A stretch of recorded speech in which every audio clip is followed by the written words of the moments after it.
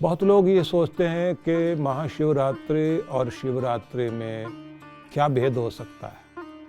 तो उस संबंध में मैं आपको ये बताना चाहूँगा कि वैसे तो हर महीने की एक शिवरात्रि होती है, लेकिन जो महाशिवरात्रि है वह फाल्गुन चतुर्दशी की यह शिवरात्रि, जिसको बहुत श्रद्धा भाव से सभी लोग मनाते हैं।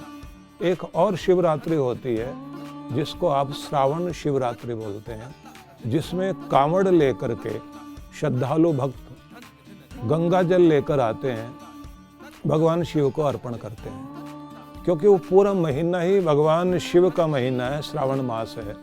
जब भगवान शिव का अभिषेक करने के लिए आकाश से मेघ अपना जल बरसाते हैं, तो उस समय भक्तों के अंदर ये भावना आती है कि हम भी मेघ बन जाएं और बादल बनकर भगवान शिव का अभिषेक करें। इसलिए वो नदियों से जल लेकर के आते हैं। उस समय उनके तप का, उनके भक्ति प्रवाह का भी पता लगता है।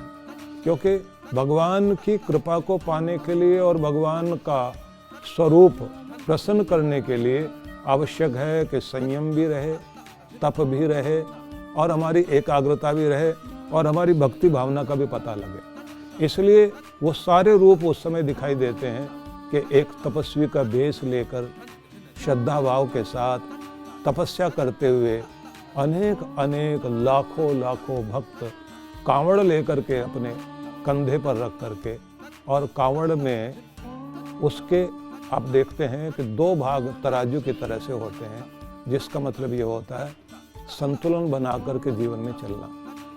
जीवन के उतार चढ़ाव के रास्तों पर आप संतुलन बनाकर चलते चले जाएं, और पाँव में कष्ट कितना भी छाले पड़ जाएं, लक्ष्य आपको रहे कि हमें शिव की तरफ पहुंचना है, अपने भगवान की तरफ पहुंचना है। तो जिसका अपने लक्ष्य की तरफ ध्यान है और संतुलन बनाकर चल रहा है, और किसी भी तरह से न मौसम से घबराया है, न कांटों से, न वो उबड़ खाबड़ रास्तों से, और लगातार तपस्या करता हुआ चल रहा है। इस दुनिया में बिना मूल्य चुकाए कुछ भी नहीं मिलता, लेकिन ऐसा मूल्य चुकाने वाले लोग अपने जीवन को बहुमूल्य कर लेते हैं। तो दो शिवरात्रि तो महत्वपूर्ण है ही, लेकिन आपको मैं रात्रि की बात इस रूप में भी कहना चाहूँगा, या निशा सर्वभूतानां तस्याम जागृते संयमे। दुनिया के लिए जो रात्रि सोने के लिए है, साधक के लिए वो जागने के लिए होती है, जिसमें जाग कर के व्यक्ति जीवन में बहुत कुछ पाता है।